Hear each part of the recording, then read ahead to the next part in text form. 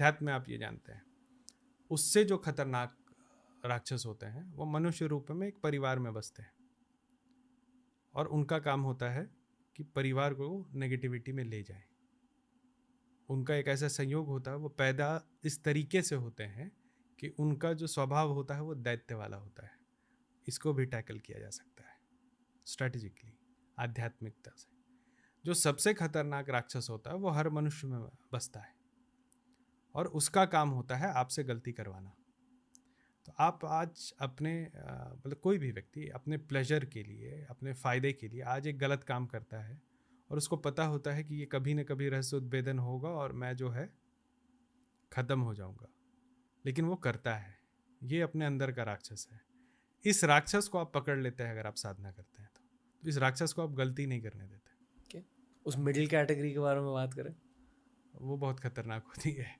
आप कह रहे थे कि फैमिली के अंदर ही किसी का जन्म होता है, हाँ, जिसमें राक्षस हर फैमिली में नहीं होता है, लेकिन जब एक आत्मा जन्म लेती है ना, तो सिर्फ एक चीज़ तय होता है। जैसे बोलता है ना कि ये लिखा हुआ होगा इसके कर्म में, तो लिखा हुआ कुछ नहीं होता है।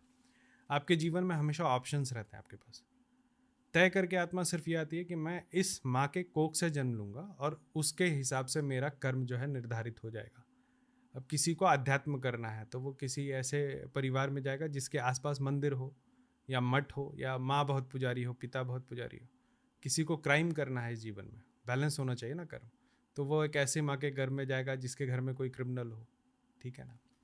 उसी तरीके से कुछ लोगों का प्रारब्ध होता है कि वो पारिवारिक अशांति झेलें और उस प्रारब्ध के अंदर में कुछ ऐसी शक्तियाँ उनके घर में जन्म लेती हैं जो कि घर को अशांत करती हैं, नकारात्मकता लाती हैं, साथ में नकारात्मक ऊर्जा लेती हैं। वो घर हमेशा अशांत रहता है।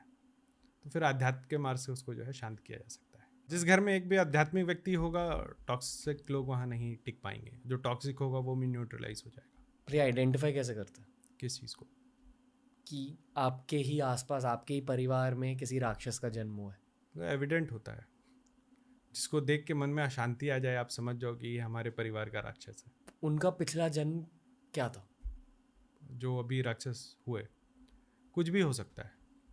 जैसे हमारा जो कंसेप्ट है ना कर्म का, कि कर्म के हिसाब से अगला जन्म होगा, तो कर्म का डेफिनेशन हम लोगों को गलत पढ़ाया गया। पिछले 200 सालों में क्या हुआ कि हिंदू धर्म को बिल्कुल ही मैनिपुलेट करके हम लोगों को परोसा गया। एक ऐसा वर्जन दिया गया हर चीज़ों का जिससे हम लोगों में सनातन धर्म के प्रति डर, देवता के प्रति डर रहे। ठीक है। और हर वो चीज़ हो जो कि सोशली एक्सेप्टेबल हो। हमारे ग्रंथ